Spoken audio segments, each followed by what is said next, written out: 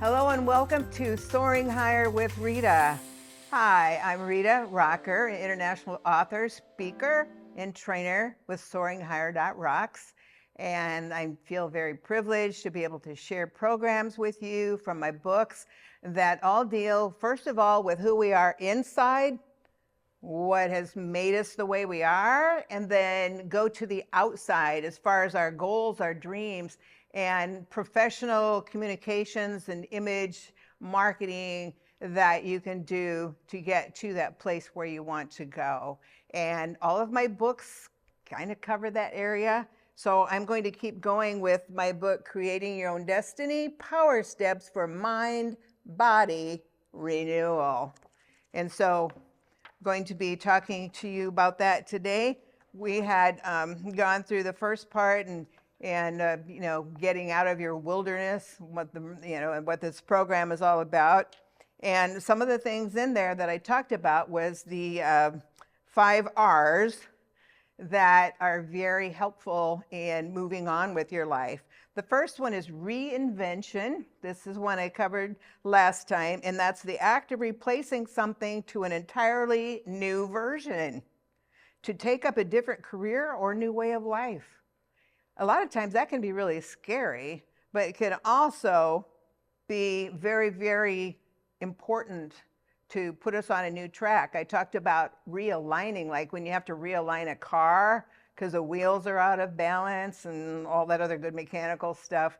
And a lot of times we have to realign a part of our lives or maybe all of our lives to get back on the track of our purpose, what lights us up, what's important to us, and maybe change one section of our lives, like a job or a relationship, something like that. Or it could be, some of us had to really kind of reinvent our whole lives again. And so think about that. But reinvention is very, very important. Another one is revive, and that's to bring someone or something to life, strength, or a practice back into use. Maybe we went to school and we're taking classes to go a certain direction with a career, and then life got in the way and we couldn't finish. Well, so reviving is bringing a practice back into use, focusing on the things that will get us back to where we wanted to be, but then we had to put that part of our lives on the shelf because life got in the way with other things at the time. So it's activating something that was once vigorous, but now dormant, to come back again. Very, very important. I've done that, and I know a lot of people who have been able to revive themselves and their lives again, who were very far down and out. I've worked with, I was very far down and out. I went through a lot of trauma. I went through a lot of surgeries and awful things physically, mentally, drugs, alcohol, homelessness, broke, you name it. And so, again, it took a lot to get my life restored back to where God had planned for me to be in the first place. Those dreams, those hopes never left me, but they got stuffed very far back on the shelf. And then I was feeling very unworthy of even trying to do what I really wanted to do. And we can feel that way. I'm too stupid, I'm too poor, I'm too old, I'm too broke, I'm too this, I'm too that. Somebody told me this and I believed it. That happened to me a lot in my life. And so what do we do with that? We have to rebuild. Okay, and so when we're really rebuilding, that's reconstructing maybe something that was damaged or just old and needs to be remodeled. But when you think of, like I mentioned last time, remodeling a kitchen, because you can't stand this kitchen anymore and it's old and it really needs to be replaced. The appliances need to be purchased and replaced because they're not working very well anymore. So what happens? All right, everything that's in there has to be torn down and hauled out. And a lot of times in our life, the same thing happens, and it can hurt. It can hurt a lot because we don't want to let go of a particular relationship or something that we enjoy doing, but we know it's not helping us, it's hindering us. And so rebuilding means reconstructing, but there's a tear down process of letting go of things. We can't put new things into a kitchen. We can't put new things into our lives until the old things are hauled out, booted out, whatever the case may be. And that can be hurtful. It can be frightening. It can be very frustrating when you're trying to walk through a mess, like in tearing up a kitchen, but you still need to use your kitchen, and when they aren't working in there. And so it's kind of like, oh, this is a real mess. All right, life can get that way too. But as you're letting things be torn down and hauled out, now I've got all this room for all the new, the beautiful, the good things that are meant for me in the first place. And then there's release, to set something free, including physical liberation, if that's the case.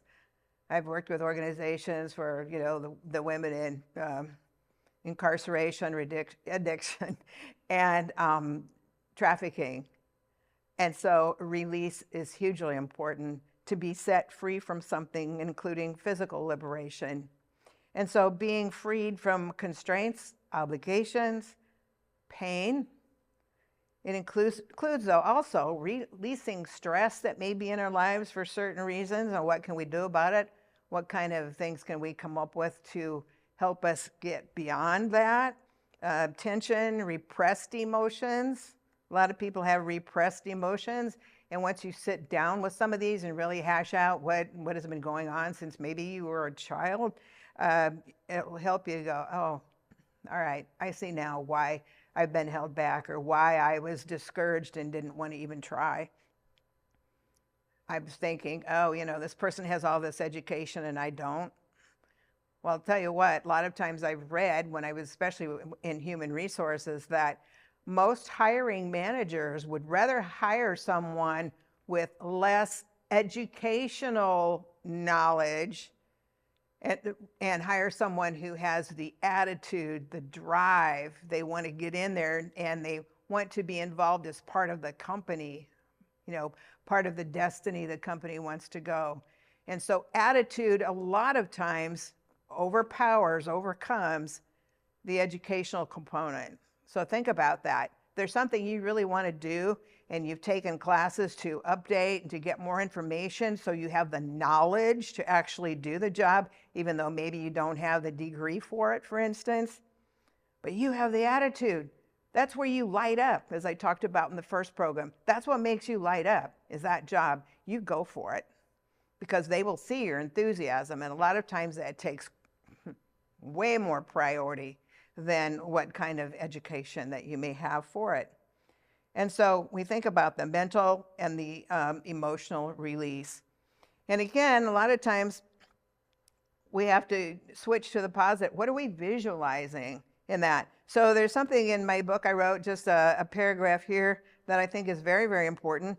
And it says, think of your words as pieces of a puzzle, or the colors of paint you would use in creating a beautiful picture, or of the type of decorative items that you put in your home. Are they colors and items that make you feel good? Yes, it can greatly affect how you feel. Or are they black, white, and gray, lifeless, filled with hurt and disappointment? Even in illness or lack, we can say, no, I am not dwelling in this state any longer. I'm determined to design in my heart and in my mind what is good, constructive, and beneficial to the rest of my life. Your Creator designed you with His heart and His mind and His abilities. It doesn't get any better or any stronger than that. So think about that. That's very, very important. And don't let fear get in the way. Fear is a dark room that develops your negatives. Well, we need to turn those strips of film around and look at the actual photo, the positives, and kick fear right in the backside and let it know where it can go. So think about that. Okay, so what is your definition of success again? Not the world's definition, but yours. Because I'll tell you, the world's definition of success is probably mostly about, I'm the center of attention, I'm rich, I have a big, beautiful home, I have fancy cars, I have all the expensive designer clothes, and on and on and on and on and on. All right, we may live in the world, but we're not necessarily of this world. And I know I'm not. And so again, your definition of success is highly personal, right? It's your goals and it's your satisfaction, what lights you up. So it's achieving those goals, achieving the satisfaction. It's internal and external. What affects you on the inside, your internal, and then on the external, what you want to see out there, where you live, what you drive, which doesn't determine your value or your worth. How much money you have in the bank doesn't determine your value or your worth, and I have fought with that one a lot. But having a positive impact on others may be more important to you. It is to me. And being rich in status, is that important? Yes, we want to be comfortable, but that for me and a lot of people, that's not where our satisfaction comes from and our definition of success. So what is yours? Don't think you have to be rich and famous to be successful, because some of the people who feel the most successful and the happiest in their lives are not those who have like an abundance of material goods. They have what really matters in the heart. I remember reading about a doctor who was very successful. He lived in Colorado, and he was just unhappy. He was unsatisfied. Being a doctor was something that his parents wanted him to do, so he did it. But he really wasn't satisfied with that. So one day, he actually got up the nerve. He got out of being a doctor. He moved to a really cool mountain town, and he started creating jewelry out of silver and stones, and was very, very happy. And that sounds like quite a drastic change, but that's what made him light up. That's what made him happy. That's what made him fulfilled and successful as far as what he did in the goals that he had for his life. So again, it's about what makes you happy and feel successful, not what other people think in this world. Because some of those people that are that, the wealthy, rich, whatever, really don't have any true friends. They only have friends who want to be there for the, the parties and the what they think is the good stuff. And so what matters to you? My hope is at some point to get back on my feet after a lot of things that I've been through again lately, where if I see someone who needs money for gas, I give it to them. If I see someone, God tells me, buy their groceries, they're hungry and they don't have enough money, I want to do that. That's what will be the most satisfying and joyful to me ever in my life. So think about the areas where you might need to push the reset button in your life and move out of that wilderness that maybe you feel like you're in. New life adventures. I think of adventures, I always think of going on trips, which would be awesome if you had a friend, and even if you could just go somewhere within 100 miles of town to have a little adventure. Just new friends sometimes could be an adventure in doing something that you haven't done before. I used to play pickleball, but Meniere's disease kind of took that away because I'd get dizzy and fall down. So, okay, so much for that life adventure, but it was something fun. New relationships. You can pray for new relationships, and they'll come around. Get out there and get active. Health issues, new health. Diet and exercise, and no, that's kind of like, yeah, I realize that, I hear that. But it's something that I'm still needing to work on for certain reasons. And so what can we do in that area to feel better, to get more energy? My two oldest sisters, I hate to say, but they both passed away around 350 to 60 pounds, but they were very unhappy and miserable. And so think about that again. They didn't want to hit the reset button before it got out of control. And so again, we have to think about that. Our finances, do we want to go and get the expensive coffees every morning on the way to work? Or do we want to make some great coffee at home, throw some whipping cream in it? That's what I do nowadays. And use that money on something more constructive to get moving forward. So that makes a difference too. And then anything in the career that will help to redefine, reset your life with that reset button. Again, and I'll say this more than once, possibly leaving a familiar nest to become more uncomfortable. Clearing your path and creating new recipes for your life. And when I think of uncomfortable, I always think of two stories about the eagle, which is the American bird, the eagle. I love it. And so when Mama Eagle is creating a nest for her upcoming babies, what she does is she grabs lots of sticks, just hard old sticks, and she makes that the foundation, the base, just like our house has a foundation. The foundation of the eagle nest is all these sticks that she knits together somehow with her beak. Okay, then in order for the little babies to be in there, she collects feathers and just different things, soft leaves, different things, grasses that will pad it to make it comfortable. And so then the little eagle babies are born and they start growing. And then mama's looking at them one day and goes, you know what? You've got to get out on your own now. You got to get out of the house and go grow up. And so sometimes they don't want to. So what does she do? She starts taking all the fluffy stuff out of the nest until all that's left is the hard sticks. That's uncomfortable. So, but that's what makes them want to get out of the nest and move. So at that time then she boots the little guy out of the nest, but then she swoops on, and it's flapping and flapping, trying to get its wings strong, but she swoops underneath it and gets it back into the nest. This happens over and over until that eagle has now strengthened its nest through the education, the push, everything that it's needed to get out there on its own. And that same thing can happen with us in life. Sometimes we don't want to move forward, we're afraid to, but then we finally, sometimes we get booted out of something. It's like, oh, I didn't want this to end. But in the long run, it was what was needed and what was right and what was the best. But the other story about the eagle I found so fascinating, and I still do. Even the first time I read it, it was like, oh my gosh. Because the average lifespan of an eagle is 40 years. Okay? But by the time that 40 years has come around, its claws have gotten so long and bent, it's very hard for it to manipulate being, on the ground. They're too hard to get anywhere. And so its feathers have gotten so old and oily and heavy that it's causing it not to be able to soar like it did. And then its beak has also gotten so crimped that it's very hard for it to actually pick up things and eat them because it can't reach around there. So it's a hot mess.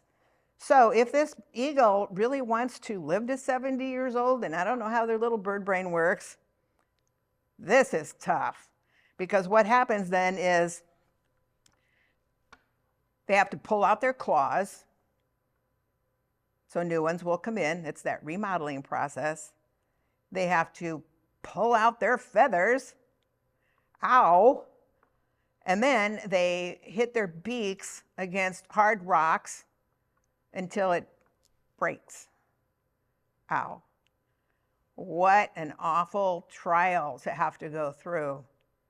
So as it waits very quietly, probably in a lot of pain, probably getting pretty hungry, the claws start growing back, the beak starts growing back, the feathers start growing back, and it literally allows the eagle to have another approximately 30 years of life. So, okay, sometimes we do that, right? We have to go through those times where the remodeling really hurts, removing all these things in order to come up with the good, making room for the good, starting over, either a piece of our life starting over, moving to a new city, whatever the case may be, or maybe our whole life has to start over. I know a lot of women that have gone through that. But we not only need to earn a living on this earth, we need to be here to create a life as well. And so that's very, very important. We can design it by visually picturing in our mind. A lot of people use dream boards. I have one. I don't look at it very often. But just to remind me of what I'm qualified for and what I truly desire. And then we speak it into existence. We don't go, oh, why did I put that down there? There's no way I can do that. Yes, you can. And also think of what you're not going to accept anymore. I accepted all kinds of things in my life, basically because I guess subconsciously I thought I was undeserving and unworthy, but that is so far from the truth. So by what we desire that's good versus what we may have currently in the natural realm that's not good, favorable or beneficial. And so list some areas that you want to change or acquire. And think about your DNA. Now, we know that DNA is our the blueprint of who we are, what our body is, what our mind is, everything, how this body works. That's our DNA. That's our a blueprint for our bodies. You know, building a house takes a blueprint. Well, we are a building as well. And so we have DNA as well. But I always look at DNA as divine, his divine nature and attributes. And that is so important because I have to look at that sometimes, especially when I get down on myself and think, no, I have his DNA inside of me. And that always brings me to think about metamorphosis. I love metamorphosis. I love the butterflies and the symbol and what it means. And, you know, metamorphosis basically is a striking change in appearance, character, or circumstances, usually by supernatural means. And so again, that's changing a lot of times our appearance, our character, which is everything about us, and the circumstances that we live in. And so the word metamorphosis also means a change in form, nature, or of a thing or person into a completely different one. Again, that can be really tough. But you think about the butterfly, and I'm sure if butterflies had a little brain, and we do this with people too. They think, oh, I'm just an ugly little killer caterpillar, and look at that beautiful butterfly, and there's another beautiful butterfly. Oh, aren't they special? You know, I'm so jealous and envious of them. Well, those butterflies went through the same thing. And so we have to stay the course. So when a caterpillar, a little furry thing crawling on the ground, turns into a beautiful butterfly, what happens? They go through I would say a traumatic transformation. And so it all tears down. It's in a little chrysalis, like the covering, and it turns into a pile of, it's just black goo. It's just like tar. It's just the caterpillar has become this black goo, and it's going, oh my gosh, now I'm done. I'm a failure. I can't do it. Look at me, I'm a mess. Well, I looked at myself that way a lot too in my life, and I know a lot of other people that have. But what happens? Well, first of all, in this little pile of goo, there's a lining. And in the lining are the wings, the feelers, the eyes, the little body. Everything's there, just like with you, just like with me. Everything's there, but sometimes we have to fight to get out of that constriction that maybe we're in. And so it wrestles, it fights to try to pull together the wings and the feelers and everything. And as it does that, that goo starts disappearing. And there have been cases where, especially like a child, they go, oh, this poor thing, I'm going to help it get out of this thing it's in, because they see that the butterfly is trying to struggle out of there. They see it's becoming a butterfly. And so they'll maybe try to pull the chrysalis off of them. But what happens, because it's too early, the butterfly hasn't really had a chance to strengthen its wings and grow and get strong.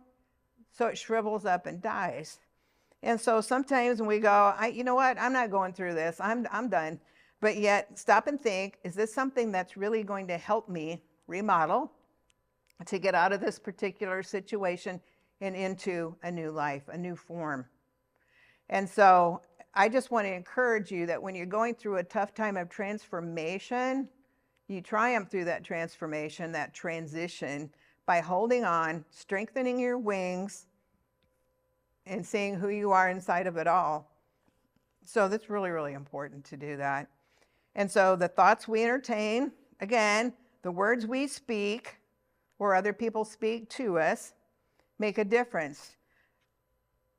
Are they argumentative? Are they kind? Are they thoughtful? Are they bitter? What are the words that we're speaking to ourselves and to others? And what are they speaking back to us? Okay, so the things we write, even at text, and some of the things you see now on, social media can be very loving and encouraging, or they can be so hateful and destructive. And so there again, sometimes we have to blow things off, stop even looking at that, associating with it, or saying, you know what, this person is really down. How can I encourage them? What can I say to them? And so it makes a huge difference, what we say, what we think, what we write, and what other people are doing too. So we know which ones to stay by and which ones to go, nope, no more, not doing that. But that's every day in our environment, we have to make those decisions. Our belief system either helps us or removes, it helps us to remove hindrances and prepare our wings for flight or keep us down and defeated. So again, it's a daily thinking, is this good for me? Is this keeping me down and defeated? Or is this something that is going to help me to move forward, that's giving me courage, it's giving me the things that I need to feel good about myself again. Start communicating with people again, to straighten up my posture and to look people with confidence. What's going on here? What is it doing? What is every little thing throughout our day? What is it doing to us and for us or against us? Our views and opinions of ourselves, which is our self-perception, and of the media world around us create the way we experience reality. So we devise in our minds and then follow through with our actions after they've been in our mind. That's going to say what we're going to do next, what actions we're going to take, whether we're successful in life or whether we're going to live as a continuous failure. Whether we have uplifting or degrading relationships, whether we have a career that we enjoy, or mainly work just to survive. All right, so when we replace the words that we or other people have said or thought, science has literally proven that it will change how our brains work and the kind of outcome that our thoughts, words, and actions bring about. That in turn greatly impacts our lives for the better in positive ways that we need, that we deserve. So think about past experiences, past mindsets. You know, and I just felt like my dad had said, you know, going to the horse races and mom taking me on the bus was what he wanted to do because he didn't care if I was sick or not. And when I was 5, and that really impressed my whole life that I was unworthy. That was far from the truth, and it should never have affected me that way. But sometimes something even that could seem very minuscule can really affect us in ways that's like, nope, I don't receive that anymore. I'm better than that. So fear and faith both project into the future. So what we say is what we get. Think about that again. Fear and faith both project into the future. What we say and what we get. So think about that. Get your wings of flight. Not let it be down and defeated. Not be like, you know, pecking seeds in a barnyard, but really looking up, looking like that eagle and soaring, because we all have been given those gifts and those abilities to do that. So I thank you for this. I will continue on next time and just really think about things and observe them in your life this week, and what changes you want to make and what changes and what things you want to really build upon. So I'll see you next time.